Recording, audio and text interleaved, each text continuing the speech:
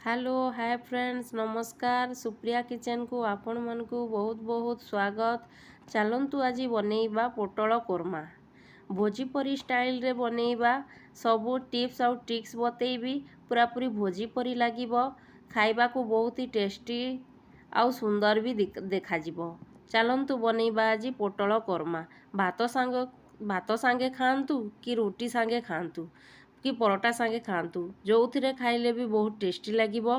चलतु आज बनैबा पोटल कोरमा पूरा पूरी भोजी परी स्टाइल रे बनैबा देखा जेमती सुंदर देखा जिवो ना खाइबा को भी सेमती भल लागिबो।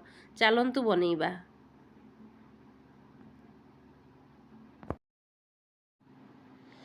आपण माने प्लीज वीडियोटी को देखंतु और प्लीज सब्सक्राइब करि नियंतु। आपण माने केही वीडियोटी को सब्सक्राइब करू नाहंती मु प्रथम किना बनाउछि ना मते भी किछि सपोर्ट मिली जिवो।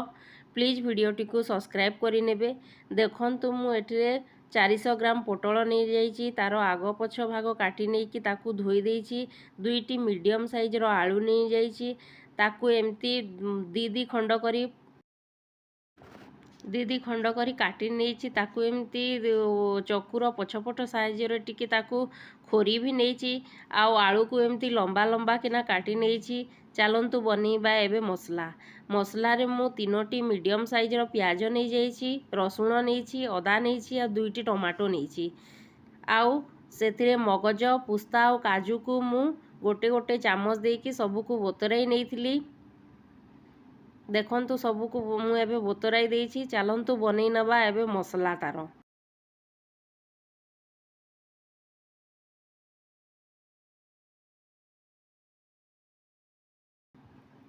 पियाज सबू देई देइछि।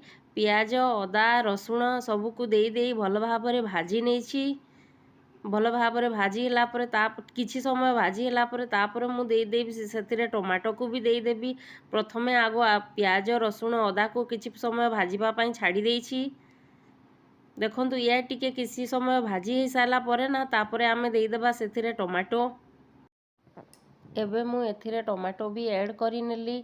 टमाटो को सॉफ्ट हबा पई छाड़ी नबा तापरे भल भाबरे मसला सब भाजी हो सारा परे ताकू आमे ठंडा करिकि तारो पेस्ट बनेबा।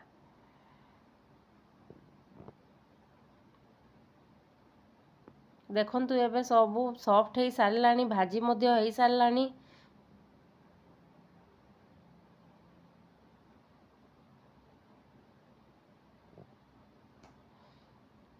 तापरे चलतु मु एबे पोटल को सब को फ्राए करि नउछु।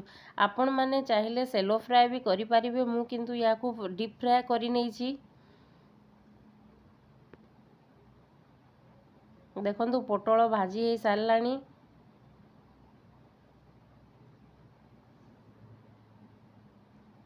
एमती भाबरे आमे आलू को भी फ्राए करि नबा।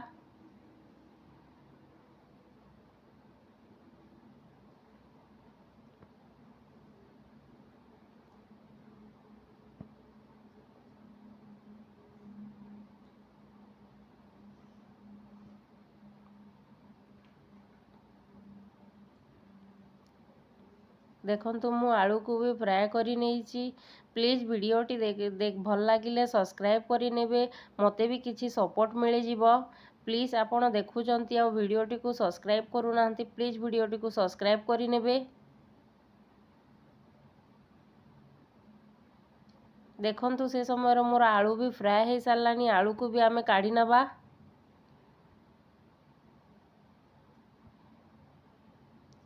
ए मोर सब फ्राए हला वाला मु रखी नहीं। चलतु एबे मसला सब को बाटी नेबा। आमे जो बनैतिले ना से सब ठंडा ही गलानी ताकू गोटे ग्राइंडर जार रे देकी सब को बाटी नेबा। एथिरे ना मु सब मगज पुस्ता काजू को भी दे देछि। आपण माने चाहिले ना मगज पुस्ता को अलगा किना भी बाटी पारिबे किंतु मु गोटे थिरे नै किना बाटी नैछि। एबे मु गोटे कढ़ई रे तेल देई सेतिरे किठी जीरा फुटिबा पई छाड़ी नैतिली। तापरे जो मसला रेडी करथिला ना से सब मसला को देई कढ़ई रे मसला सब देई देइछि। मसला को ना भल भाबरे एबे फ्राए हबा पई छाड़ी नबा। भल भाबे मसला भाजी हेले ना तरकारी रो टेस्टा बहुत बढ़ी जाए।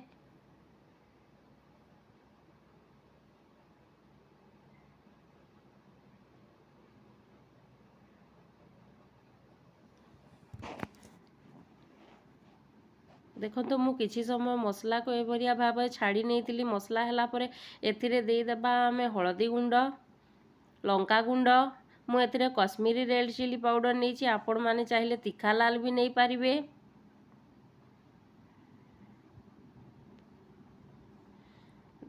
हलदी गुंड और लंका गुंड दे सारा पर ताकू किछि समय मु भाजी नहीं।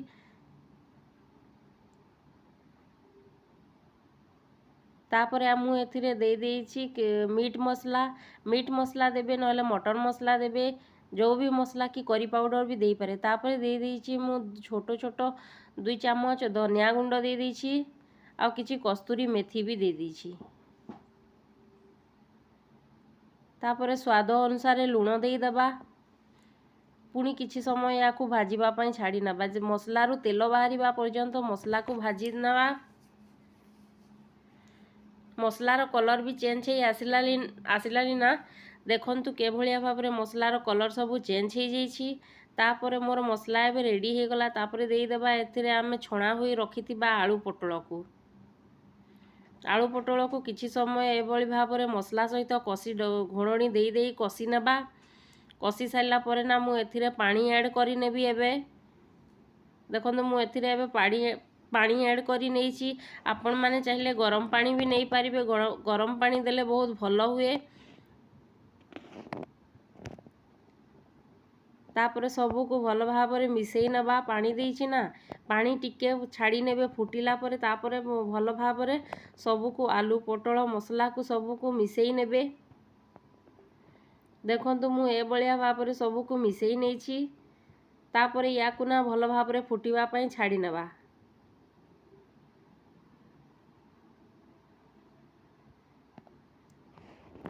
पूरा देखा जाउछि ना भोजीपरी स्टाइल रे आपण मानकू भी भल लागे ना पोटल करमा भोजीर ये भी थरे ट्राए करंतु।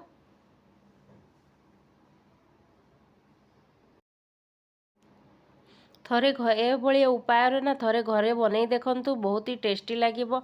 आपण माने स्वाद भूली पारिबेनी बहुत ही टेस्टी लागिबो पूरा भोजी परी लागिबो। आपण माने भाबिबे कि मु या भोजी रे खाउछि बोली पूरा पूरी टेस्टी लागिबो। एभली उपाय रे थरे बनै देखंतु। और प्लीज वीडियोटी भल लागिले सब्सक्राइब करि नेबे। धन्यवाद।